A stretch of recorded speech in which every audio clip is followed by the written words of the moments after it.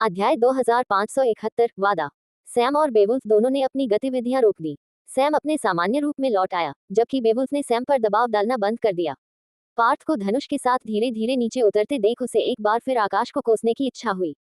उसका ऊपरी शरीर पसीने से भीगा हुआ और भारी लग रहा था। जब वह दौड़ा, तब शायद वह अपने प्रशिक्षण के बीच में था। पार्थ धीरे धीरे नीचे उतरा और सैम की ओर मुड़ा। क्या तुम ठीक हो? सैम ने अपनी टूटी हड्डियों को ठीक करते हुए सिर हिलाया, लेकिन उसकी निगाहें अभी भी बेवुल्फ के बेटे पर टिकी हुई थी। क्या हुआ? पार्थ ने पूछा और सैम ने पूरी घटना बताई। लगता है सैक्सन मेरी बात पर विश्वास नहीं करते, और मुझे लगा था कि इस दुनिया में मेरा अभी भी कुछ महत्व है। बेवुल्फ घबराकर हौंफने लगा। उसने अपने बेटे की गर्दन पकड़कर उसे जोर से थप्पड़ मारा, फिर उसे सैम के सामने फेंक दिया। माफी मांगो। वह युवक अब भी बुरी तरह डरा हुआ था। सैम का मन कर रहा था कि उसके चेहरे पर थूक दे। इतने काया से मिले हुए उसे बहुत समय हो गया था। सैम ने उसे एक बार भी नहीं मारा था और वह पहले ही इस हालत में पहुंच गया था। वह सोच रहा था कि इतना काया होने के बावजूद इस आदमी ने ऐसी उकसाने वाली हरकत करने की हिम्मत कैसे की। सैम ने अपनी बंदूक उठाई और एक और गोली चला दी। तुम ये क्या कर रहे हो? बेवुल्फ ने गोली रोक दी। इस बार उसने गोली को रोका नहीं और न ही सैम पर कोई दबाव डाला। इसके बजाय उसने अपने बेटे को पीछे खींच लिया। सैम ने उसकी ओर देखा और कहा, जब बात मेरे दोस्तों की आती है तो मुझे माफी की परवाह नहीं होती। इसलिए मैं तुम्हें सलाह देता हूँ कि मुझे उसे मारने दो और मामला यहीं खत्म हो जाएगा। बेवुल्फ अपना आपा खोने को तैयार था। बेहतर होगा कि तुम तय कर लो कि तुम्हारे लिए क्या ज्यादा जरूरी है। मैं बिना किसी तैयारी के यहाँ आया हूँ और आधा शहर तबाह हो चुका है। अगर तुमने मुझे आज उसे मारने नहीं दिया तो तुम्हें इसकी भारी कीमत चुकानी पड़ेगी। बहुत भारी। तुम्हें फैसला करना होगा। तुम किसे चुनोगे, अपने बेटे को या सैक्सन कबीले को? सैम की आवाज में जरा भी हिचकिचाहट नहीं थी। वह सचमुच एक ऐसे व्यक्ति को धमकी दे रहा था जो जरा सी सावधानी न बरतने पर उसे छींक से भी मार सकता था। और सैम अपनी तमाम क्षमताओं और शक्तियों के बावजूद बेवुल्फ के स्तर के किसी भी व्यक्ति से नहीं भिड़ा था।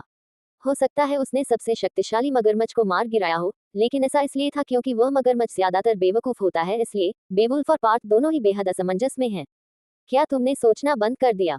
सैम ने फिर पूछा और इस बार बेवुल्फ ने जवाब दिया, मैं इसे और बढ़ाना नहीं चाहता, इसीलिए मैंने तुम्हें नहीं मारा, लेकिन सिर्फ इसलिए कि पार्थ तुम्हारा साथ दे रहा है। इसका मतलब यह नहीं कि तुम मुझ पर रौब जमा सकते हो।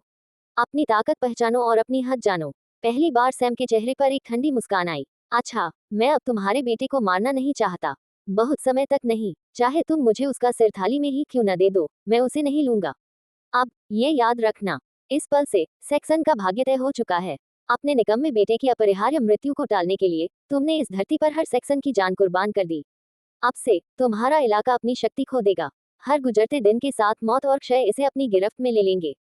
मैं हर एक सेक्शन को चुनूंगा, योजना बनाऊंगा और निशाना बनाऊंगा। और जब मैं उन्हें पकड़ लूंगा तो मैं उनके मांस का इस्तेमाल अपने जानवरों को हर दिन दावत देने के लिए करूंगा। मैं उनके कंकालों को पकड़ लूंगा और उन्हें कठपुतली बना दूंगा। मैं उनकी आत्माओं को पकड़ लूंगा और उन्हें उन कठपुतलियों से बांध दूंगा। तुम्हारे सेक्शन एक अमर मरे हुओं की सेना में बदल जाएंगे जो बिना किसी आराम या शांति के अनंत काल तक मेरे और मेरे अधीनस्थों के लिए लड़ेंगे। इसमें कुछ महीने लग सकते हैं, कुछ साल या कुछ दशक, लेकिन एक दिन जब मैं इन सबसे निपट लूंगा, मैं तुम्हारे और तुम्हारे बेटे के पास आऊंगा। मैं उसे अपने हाथों से पकड़ लूंगा, जबकि तुम वहां असहाय खड़े रहोगे। मैं उसे जिंदा रखूंगा और उसकी खाल परत दर परत उतारूंगा। उसे पकाऊंगा और अपने भालू को उसे थोड़ा थोड़ा करके खिलाऊंगा। फिर मैं तुम्हारे पीछे आऊंगा।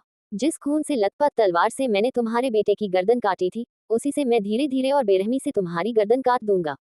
तब तक इंतजार करो और देखो कि मैं तुम्हारे वंश को कैसे नष्ट करता हूँ। और अगर तुमने उसे मारकर मेरा बदला मुझसे छीनने की हिम्मत की, तो मैं अपना सारा क्रोध तुम्हारे वंश के हर एक सदस्य पर उतार दूंगा।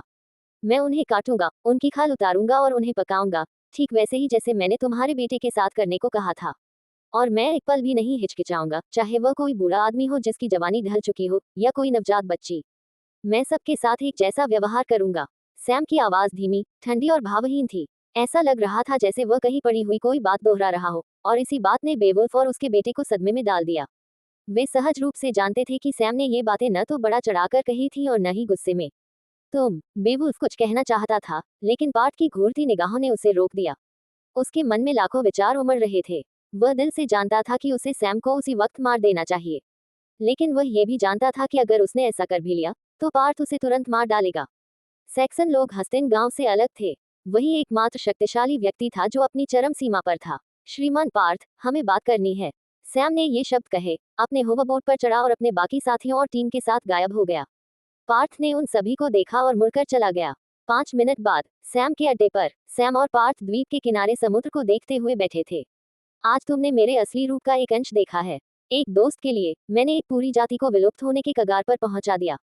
क्या तुम अब भी मुझे अपना शिष्य बनाना चाहते हो? मैं ऐसा क्यों नहीं करूंगा। ये तुम्हारी दुश्मनी है और बदला लेने का तरीका भी तुम्हारा ही होगा। उसने तुम्हारे परिवार को निशाना बनाया, तो तुम भी उसके परिवार को निशाना बनाओ। यही दुनिया का नियम है। ये अन्यायपूर्ण और क्रूर है, लेकिन इसे कोई रोक नहीं सकता।